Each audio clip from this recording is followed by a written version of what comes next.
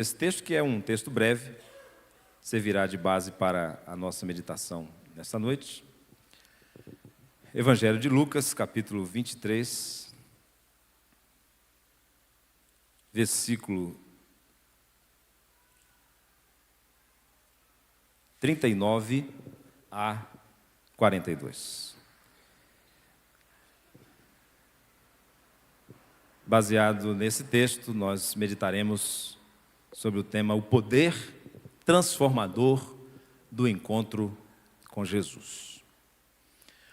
Um dos malfeitores crucificados blasfemava contra ele, dizendo: "Não és tu o Cristo? Salva-te a ti mesmo e a nós também." Respondeu-lhe, porém, o outro, repreendendo, dizendo: "Nem ao menos temes a Deus, estando sob igual sentença? Nós, na verdade, com justiça, porque recebemos o castigo que nossos atos merecem, mas este nenhum mal fez." E acrescentou: "Jesus, lembra-te de mim quando vieres no teu reino." Jesus lhe respondeu: "Em verdade te digo que hoje estarás comigo no paraíso." Deus nos abençoe com a sua preciosa palavra. Podeis assentar, irmãos.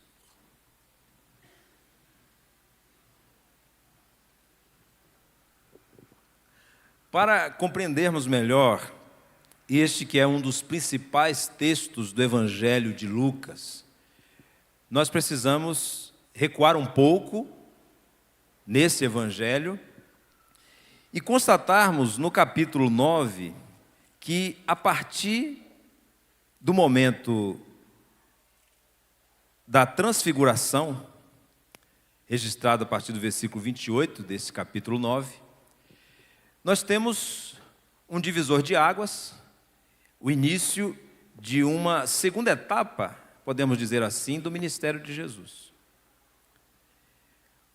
A primeira etapa, o ministério ainda particular, no sentido do segredo messiânico, de revelar completamente qual seria a sua missão como servo sofredor, como filho do homem, e qual seria o tipo de serviço, de missão que ele de fato iria cumprir.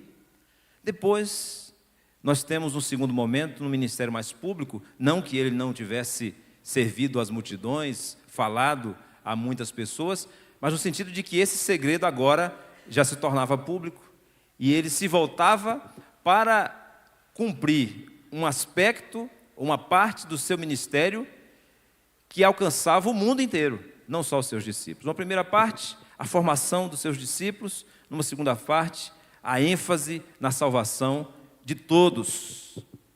Nós encontramos aqui no capítulo 9, por exemplo, aquela descrição na qual Lucas não nos oferece muitos detalhes, mas diz que Jesus estava com Pedro, Tiago e João, subiu ao monte para orar, e então aconteceu que a sua aparência mudou, versículo 29, a aparência do seu rosto se transfigurou, as suas vestes resplandeceram de brancura, e eis que dois varões falavam com ele, Moisés e Elias, os quais apareceram em glória e falavam da sua partida, que ela estava para cumprir, o que ele estava para cumprir em Jerusalém. Essa parte, o assunto sobre o qual Jesus falava com Moisés e Elias, só Lucas nos informa.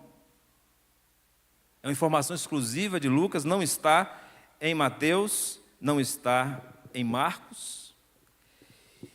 E a palavra usada aqui por Jesus é muito significativa, porque a palavra partida é a palavra êxodos. Assim como Moisés libertou o povo da escravidão do Egito, Jesus agora está falando exatamente sobre uma libertação muito mais poderosa e muito mais abrangente, que é a salvação de toda a humanidade, todo aquele que nele crê. Jesus fala então sobre a sua partida e como ele deveria cumpri-la em Jerusalém.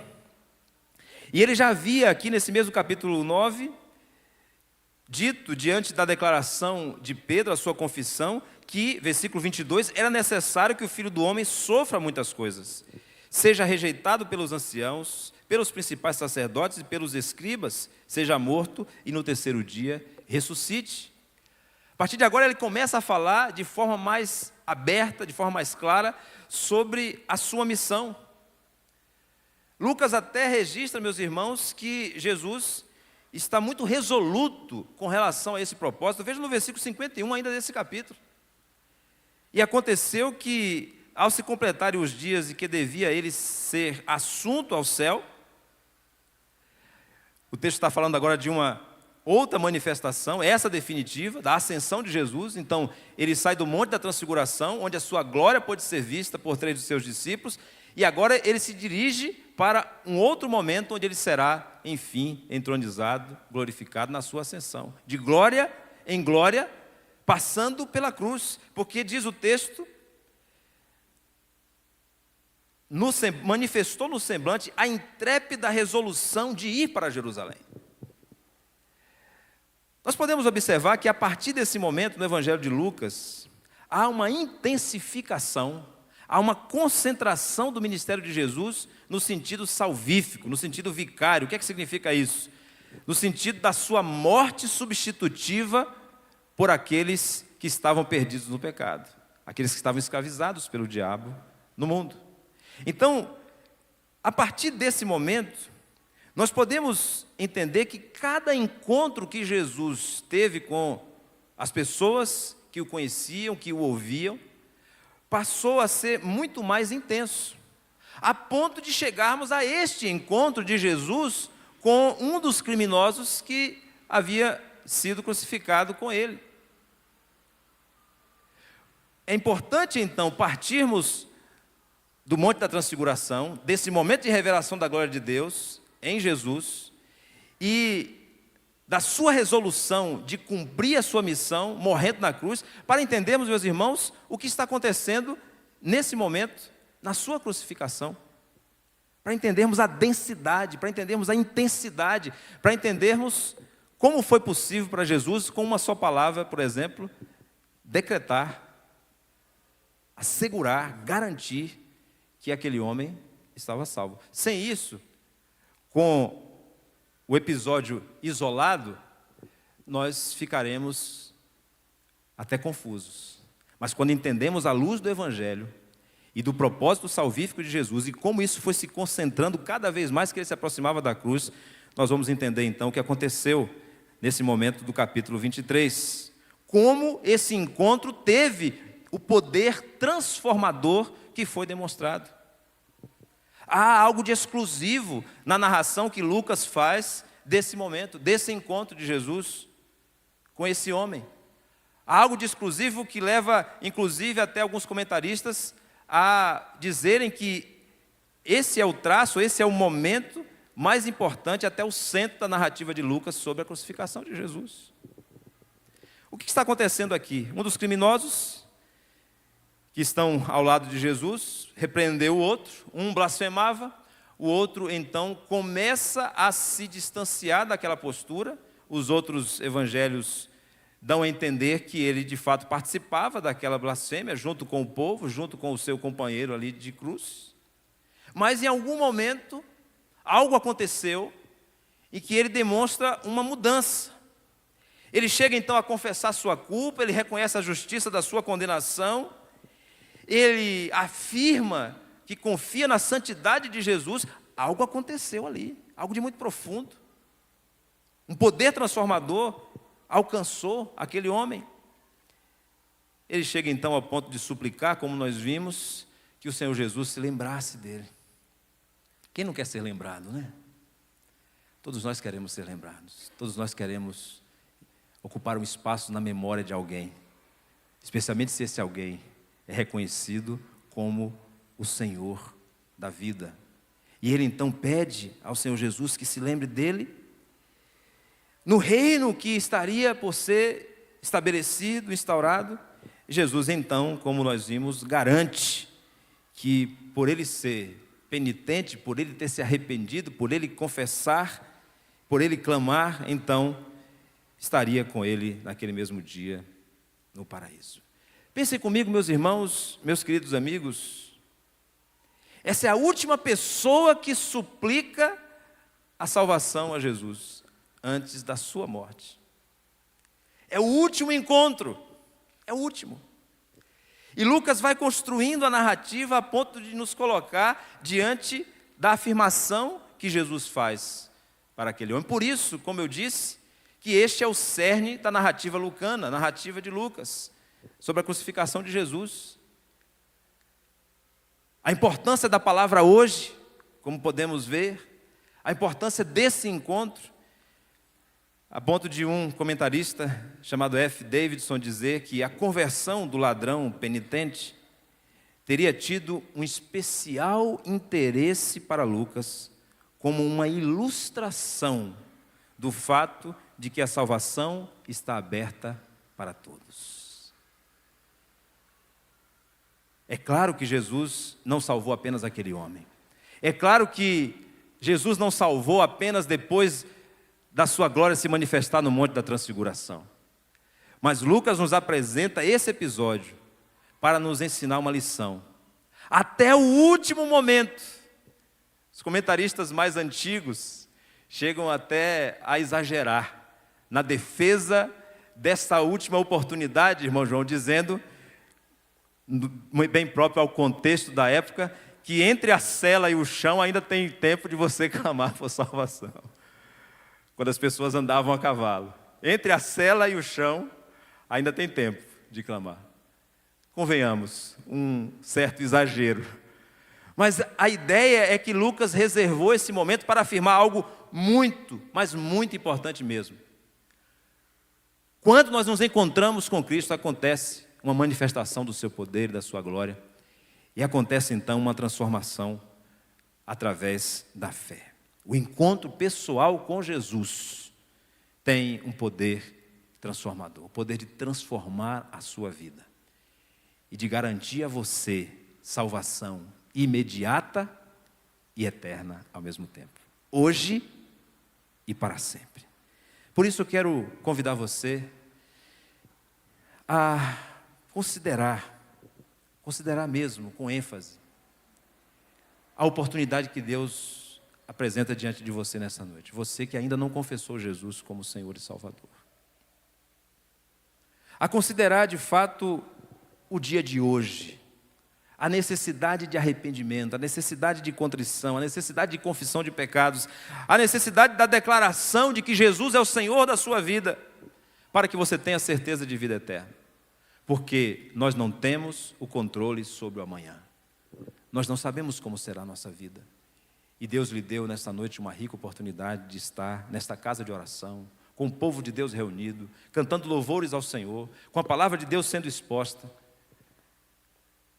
Por que não poderia ser este o momento em que Deus escolheu para que você se renda e apresente sua vida diante do Senhor? E comece uma nova história na presença do Senhor. Considere isso. Considere, por exemplo, que esse encontro pessoal com Jesus gera em nós um temor diante da condenação iminente. Será que você nunca sentiu esse temor? O temor de que você pode morrer sem estar unido a Cristo, sem estar em comunhão com Deus? Seja sincero com você mesmo. Eu não vou pedir que você manifeste isso agora. Não quero constrangê-lo, mas eu quero lhe perguntar, você nunca se viu diante do temor de alguém que pode passar a eternidade distante do Senhor? Aconteceu algo na vida daquele homem, como nós dissemos. Todos blasfemavam. Nós encontramos aquele outro criminoso blasfemando. A blasfêmia aqui significa insulto, significa ofensa. A multidão blasfemava, as autoridades blasfemavam. E os ladrões blasfemavam. Quando nós conferimos com Mateus e Marcos, nós também podemos concluir que aquele ladrão, aquele criminoso, estava fazendo coro com a multidão. Mas em algum momento, Houve uma ação da parte de Deus que mexeu no coração daquele homem. E ele começa a agir de forma diferente. Ele diz: nem ao menos temes a Deus, estando sob igual sentença? Ele evoca aqui, meus queridos irmãos e amigos, a consciência da condição de pecador, a consciência da justa condenação que nós merecemos diante de Deus, a consciência de que nós vivemos diante de um Deus que é santo, santo, santo. E o nosso pecado ofende a santidade de Deus. Nós escolhemos um caminho para a nossa vida, nós escolhemos tentativas de controle do nosso destino, e não consultamos o Senhor, a sua palavra, e ofendemos ao Senhor, se não com palavras, mas com uma atitude que nega a sua existência, ou tenta negar, pelo menos, o seu controle sobre nossa vida, que é inegável. Não temes a Deus? Você não tem consciência diante de Deus da sua condição de pecador? O temor a Deus, meus irmãos, deve ocupar o coração do pecador quando ele se encontra com Jesus. É inevitável, quando você tem um encontro pessoal com Jesus, você reconhece o seu pecado, reconhece a justiça de Deus revelada na cruz e reconhece o juízo que está sobre sua vida se você não depositar toda a sua confiança nele. Não é isso que diz o Senhor Jesus no Evangelho de João? O Espírito é o Consolador enviado pelo Pai para convencer do pecado, da justiça e do juízo, para gerar temor. Em Hebreus capítulo 9, versículo 27, está uma declaração muito clara da palavra de Deus, muito transparente, com relação ao limite da nossa vida e como nós devemos nos portar diante de Deus. Aos homens está destinado morrerem uma só vez, vindo depois disso o juízo. Há um juízo. E esse juízo é irreversível a partir do momento da morte física. Ah, meu querido amigo, me permita insistir com você. Você já parou em algum momento para considerar o que significa uma eternidade sem Deus? Aos homens está ordenado morrerem uma só vez. Não existe reencarnação. Não existe uma segunda chance. Não existe algo que a igreja possa fazer por você depois da sua morte física. Por mais afeto que você receba dos seus familiares, não há nenhuma prenda, nenhum pagamento que possa ser feito em substituição à sua fé diante do Senhor. Isso deve levar-nos a uma consciência do nosso limite temporal, mas também da necessidade de arrependimento. Eu me lembrei, preparando esse sermão, da primeira vez que eu viajei de avião. Isso foi há muito tempo. Parece que foi no ano 2000.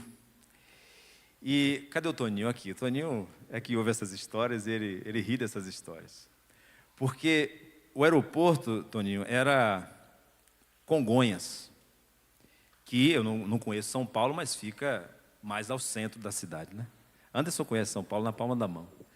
O que acontece é que saio eu de Salvador e estou contemplando pela janela muitas paisagens diferentes, o mar e por aí vai. Mas quando chega em São Paulo, eu começo a ver prédio, rodovia, concreto. E eu tento olhar pela janela, não vejo a bendita pista de pouso. E o avião começa a descer, Toninho. E aí eu começo a ficar muito próximo dos prédios, quase que vendo qual era a marca do café que estava sendo feito ali naquele apartamento. E cadê a pista? Era a primeira vez, meus irmãos. Eu tive coragem de entrar, mas se pudesse ter saído. E eu me lembro que, até de forma inocente, engraçada, eu declarei ao Senhor: Senhor, em tuas mãos entrego o meu espírito. Eu me lembrei da oração de Jesus: Senhor, em tuas mãos eu entrego. Eu não sei o que vai acontecer quando esse avião descer, como é que ele vai descer, eu só sei uma coisa: eu estou com medo. Assim, Senhor, recebe o meu espírito. Meus irmãos, o medo faz isso com a gente, a consciência de que o limite pode estar chegando. Não espere fazer uma viagem de avião para que você faça essa oração. Não espere um laudo médico. Não espere um acidente. Não estou desejando isso para você, jamais. Eu só estou trazendo aqui, para diante de nós, a realidade da vida. E a realidade é a seguinte, meu amigo, minha amiga: viva como se hoje fosse o último dia. Se você ainda não elaborou uma filosofia de vida, não precisa ir muito longe, não. Comece com essa resolução: eu vou viver como se hoje fosse o meu último dia de vida. E faça a oração que eu fiz com medo lá do avião, parece até música popular. Faça a oração ao iniciar o dia e diga: Senhor, em tuas mãos eu entrego a minha vida. Eu quero viver esse dia como o Senhor me entregou, como o Senhor determinar. Mas se ele for o último, Senhor, eu quero viver com temor diante de Ti. Não espere estar pendurado numa cruz com um cronômetro, a minutos de morrer. Muitas lendas já foram inventadas sobre aquele homem. Será que ele ouviu a pregação de Jesus? Será que ele teve um encontro com Jesus antes? Há quem invente a história de que na infância ele teria ajudado Jesus quando estava fugindo para o Egito, e ele fez uma súplica ao menino Jesus de que algum dia tivesse misericórdia dele, e Jesus então estaria retribuindo a ajuda à família que estava fugindo de Herodes. Invencionices. Tudo isso, Fabiano, para fugir de uma realidade: nós só temos o dia de hoje. Tudo isso para introduzir dentro do plano divino para a nossa salvação uma saída, um artifício, uma outra alternativa. Mas não há. Aos homens está destinado morrerem uma só vez, vindo depois disso o juízo. E quando será essa morte dessa única vida? Não sabemos. Por isso que esse texto deve nos levar a tomar consciência desse encontro transformador com Jesus que nós precisamos ter, e que hoje você tem a oportunidade de ver em seu coração ser gerado temor a Deus, temor diante de uma condenação iminente para aquele que não confessa Jesus como Senhor e Salvador. O apóstolo Paulo é muito claro sobre isso. A evangelização é algo muito simples. É crer no seu coração que Deus ressuscitou Jesus Cristo entre os mortos e confessar com a sua boca que Ele é Senhor. Diz o apóstolo Paulo: quem faz isso é salvo. Quem invoca o nome do Senhor é salvo. É a resposta exigida. Mas, meus irmãos, além dessa atitude de temor a Deus, que é necessária, mas que é só o início, ou pelo menos deve ser, aquele homem também nos ensina, com as suas poucas palavras, registradas por Lucas, que é necessário ter arrependimento sincero e fé nesse encontro com Jesus. A presença de Jesus gerou nele o temor diante da condenação iminente, mas também despertou nele fé, confiança. Esse é o outro lado do temor. É necessário ter o temor porque Deus é santo e é todo-poderoso, mas é necessário ter confiança na bondade do Senhor, no seu amor eterno, na sua misericórdia, na providência do Senhor para a nossa salvação, e assim decidir se arrepender. Ele diz no versículo 41, nós com justiça. Nós, na verdade, com justiça. Ele está reconhecendo, abordando, argumentando com o seu companheiro ali. Nós merecemos. Ele está reconhecendo que a sua condenação era devida. E esse reconhecimento aqui, meus irmãos, precisa ser verdadeiro e precisa ser completo. Não só uma consciência intelectual, porque eu estou lhe dizendo isso, porque você leu, porque você participou de um estudo bíblico, mas de fato sentir também a tristeza segundo Deus, a tristeza por não viver de acordo com a vontade de Deus, separado de Deus. E eu me perguntei, estudando esse texto, o que fez aquele homem mudar de opinião? O que fez aquele homem mudar de opinião? O versículo 38 diz, também sobre ele estava esta epígrafe, em letras gregas, romanas e hebraicas: este é o rei dos judeus. Será que foi a placa? Será que foi porque ele observou que acima da coroa de espinhos havia uma identificação de que aquele homem merecia uma coroa real? Será que foram os próprios insultos daquela multidão? O versículo 35 diz, o povo estava ali e a tudo observava, também as autoridades zombavam, dizendo, salvou os outros e a si mesmo se salve, se é de fato Cristo de Deus, o escolhido. Será que essas palavras levaram ele a considerar o que ele já tinha de conhecimento sobre Jesus? Ele afirma, meus irmãos, contemplando a atitude de Jesus, em contraste com a sua vida, a sua consciência do pecado, mas este nenhum mal fez. Eu quero crer que não foi a placa, não foram os insultos. Eu quero crer que foi simplesmente a presença de Jesus ao lado dele. Nós dissemos hoje pela manhã que em momentos de crise, nossa alma se revela. No momento de aflição, no momento de angústia, nós revelamos os nossos paradigmas, aquilo que realmente é a nossa motivação. Eu fico imaginando o que significou contemplar Jesus tão de perto, contemplar Jesus como um Cordeiro de Deus, contemplar Jesus como aquele que estava assumindo sobre si um castigo que não era seu. Bastou, meus irmãos, estar ao lado de Jesus para o reconhecimento da sua santidade. E veja se esse não é, e por isso mesmo Lucas faz questão de registrar esse último episódio, veja se essa não é a equação da salvação. Primeiro você reconhece o seu pecado, você reconhece a sua condenação merecida, mas ao mesmo tempo você contempla a santidade de Jesus, você afirma, este nenhum mal fez. E então você confia que essa justiça manifestada no sacrifício de Jesus é suficiente para a sua salvação e está sendo oferecida por Deus. Quando nós temos um encontro com Jesus, meus irmãos, nós reagimos dessa forma. Você, meu amigo, saberá quando você tiver um encontro com Jesus pela sua atitude, porque ninguém passa inerte, ninguém fica do mesmo jeito. Há uma reação ética, inclusive. Um novo comprometimento diante da vida. Veja o que está em Atos, capítulo 2, versículo 37 e 38. Não era mais a cena da cruz, mas era a pregação do Evangelho. O apóstolo Pedro estava dizendo, isso tudo que está acontecendo aqui no dia de Pentecostes, acontece para evidenciar, para autenticar, para confirmar o ministério salvífico de Jesus. Ele é o Cristo e Senhor, enviado pelo Senhor Deus. Ele foi morto pelo desígnio de Deus, mas pelas mãos de pecadores. Vocês entregaram aos romanos. E então, o texto diz, ouvindo eles estas coisas, compungiu-se-lhes o coração e perguntaram a Pedro e aos demais apóstolos, que faremos, irmãos?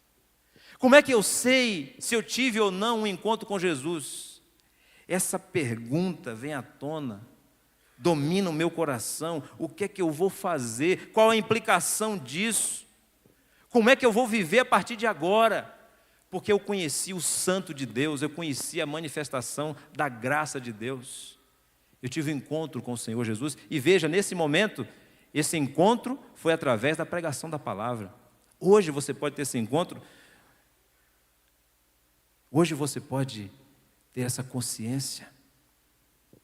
O compromisso com Cristo é que vai evidenciar os frutos do arrependimento, se você de fato é uma pessoa que teve a sua vida transformada. Nós aprendemos, por último, meus irmãos, e não menos importante, que esse encontro transformador com Jesus, além de gerar esse temor a Deus, além de despertar a fé salvadora, o arrependimento sincero, é suficiente para garantir a continuidade do relacionamento com Cristo na eternidade. Basta o encontro com Cristo, a fé depositada nele, as suas palavras, para que alguém tenha certeza de vida eterna. E acrescentou-lhe: Jesus, lembra-te de mim quando vieres no teu reino. Lembra-te de mim, que eu tenha algum significado, que eu seja incluído no teu plano eterno, que eu participe do teu reino. Quando vieres no teu reino, uma esperança futura, num futuro obscuro, distante, que pelo menos ele fosse lembrado quando Jesus voltasse como rei para estabelecer um reino terreno, talvez. Esse era o horizonte da sua compreensão. Mas, meus irmãos, Jesus surpreende aquele homem e até hoje causa impacto em nosso coração quando diz: em verdade te digo que hoje estarás comigo no paraíso. Hoje. Lucas reservou para o final esta palavra. Esse texto está nos comunicando, meus irmãos, que Jesus tem autoridade para definir o destino de uma pessoa. Quando Jesus afirma que você é salvo, você pode ter certeza da sua salvação, porque Ele é o Salvador. Mas esse texto também está nos dizendo, meus irmãos, que a imortalidade da alma é uma realidade na palavra de Deus.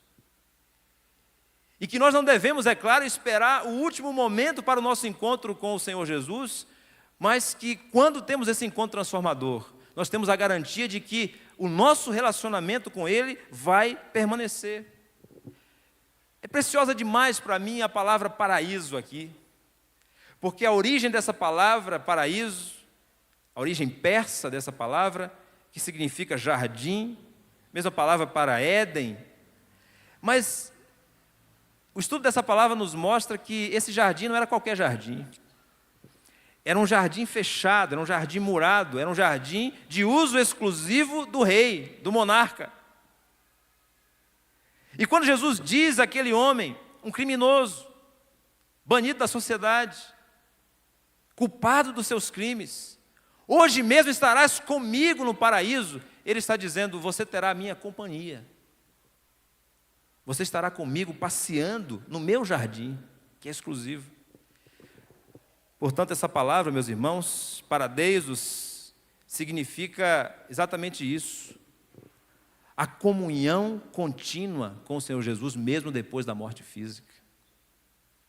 E é isso que a palavra de Deus nos ensina. Talvez você tenha entrado aqui, nesta noite, com uma consciência muito importante, de que você precisa da religião cristã para a sua família, de que os valores cristãos são importantes para o seu caráter, de que é muito bom estar na comunhão de uma igreja, e tudo isso realmente deve ser valorizado, mas observe o que Jesus está afirmando. Ele está afirmando a realidade de que a sua alma é imortal, e de que há uma possibilidade de que o seu relacionamento com Ele seja contínuo. Meus irmãos, eu preciso apresentar para os irmãos pelo menos 2 referências bíblicas no ensino do apóstolo Paulo sobre esta doutrina. Vejam o que está em 2 Coríntios 5:8, quando o apóstolo Paulo diz, meus irmãos, que nós podemos ter a certeza de estar com Cristo mesmo após a morte física. Entretanto, estamos em plena confiança, preferindo deixar o corpo e habitar com o Senhor. Habitar com o Senhor nesse jardim é uma descrição possível que nós podemos imaginar dessa comunhão íntima com o Senhor. Você poderia imaginar algo mais significativo, mais profundo do que passear com alguém? Privar da companhia dessa pessoa, da amizade dessa pessoa? Habitar com o Senhor, é isso que diz o apóstolo Paulo. E outra referência apenas esta suficiente, Filipenses capítulo 1, versículo 23. Ora, de um e de outro lado estou constrangido, tendo desejo de partir e estar com Cristo, o que é incomparavelmente melhor. É incomparavelmente melhor estar com Cristo, habitar com Cristo, acessar o paraíso. Lucas não traz explicações, meus irmãos, porque o seu foco é apenas é mostrar que existe uma esperança para o ser humano, e essa esperança está nas palavras de Jesus, no encontro com Jesus, que é o Senhor da vida. O Senhor Jesus garante então: hoje mesmo estarás comigo no paraíso. De que forma? Sabemos, é claro, que a nossa salvação será completa na ressurreição. Mas temos a certeza, amparada pelas Escrituras, de que a partir do momento que cremos no Senhor Jesus, com a morte física, nós passamos a privar desta esperança com o Senhor. Eu me lembro que, quando iniciamos nosso casamento, 6 meses depois, a minha sogra descobriu que estava com um câncer muito agressivo na vesícula. E foi muito difícil para nós, porque nós tínhamos pouco tempo de casados, e uma notícia dessa abala toda a família. Me lembro que um daqueles dias, quando estávamos próximo da cirurgia, da primeira cirurgia dela, aliás, depois da primeira cirurgia dela, quando a médica, a oncologista que estava acompanhando, nos trouxe informações de que dentro da literatura médica, dentro da experiência clínica dela, não havia uma expectativa muito grande. Ela chegou a citar, por exemplo, 3 meses naquela época. Eu lembro que nós, é claro, temos um horizonte muito limitado, mas a nossa esperança, a nossa oração era que esse momento, se viesse a acontecer, se fosse a vontade do Senhor, que fosse bem mais para frente. E começamos a pensar em um tempo posterior. E ela mesma, Dona Joélia, numa atitude muito brava, muito corajosa, muito confiante no Senhor, fez todo o tratamento, tudo o que era indicado, cumpriu a sua parte. E, meus irmãos, Deus lhe concedeu, depois desse diagnóstico, 5 anos de vida. E ela pôde, inclusive, receber a Mariana, por exemplo, a Ana Júlia, sua outra neta da mesma idade. E eu fico pensando, olha como nós medimos a nossa esperança. A nossa esperança é, se nós temos um diagnóstico de 3 meses, como seria excelente 3 anos. Olha só a nossa expectativa. Lembra-te de mim quando entrares no teu reino, quando voltares, quem sabe um dia. E Jesus nos surpreende e diz assim: é hoje o dia. É hoje o dia de estabelecer um relacionamento comigo que não terá fim. Essa palavra hoje é muito importante para Lucas. Eu quero concluir lembrando a você do que está no capítulo 4. Versículo 18 do capítulo 4 diz: o Espírito do Senhor, diz Jesus, na sinagoga de Nazaré, está sobre mim, pelo que me ungiu para evangelizar os pobres, enviou-me para proclamar libertação aos cativos, a restauração da vista aos cegos, para pôr em liberdade os oprimidos e apregoar o ano aceitável do Senhor, o tempo da graça, o tempo oportuno para a salvação.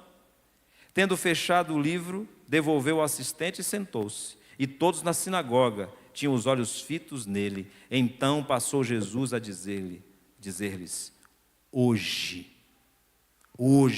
se cumpriu a escritura que acabais de ouvir. O Salvador chegou, o Espírito já está ungindo ele para realizar a obra da salvação. O tempo da graça foi aberto, é hoje, e esse tempo alcança você nesta noite, meu querido amigo. Eu quero pedir à igreja nesse momento que esteja em oração. Eu quero me dirigir a você que ainda não experimentou o temor a Deus diante de uma condenação que é iminente para o pecador que não se arrepende. A você que reconhece pela palavra de Deus que é preciso fazer alguma coisa. A você que nessa noite diz: o que eu farei então? Já que é esta a realidade da salvação, já que eu não sei como será o dia de amanhã, o que eu faço então? Como vai ser minha vida a partir de agora? O que o Senhor Jesus disse àquele criminoso, com uma esperança muito limitada, Ele diz a você: hoje é o tempo da salvação, hoje é o tempo da graça. E hoje, se você experimentar esse encontro transformador com Jesus, quando a morte chegar, você poderá dizer como o apóstolo Paulo: morrer para mim é lucro. Porque estar com Cristo é incomparavelmente melhor. Estar no paraíso, habitar com o Senhor, no jardim do Senhor, em comunhão perfeita com o Senhor, é incomparavelmente melhor. Se o Espírito Santo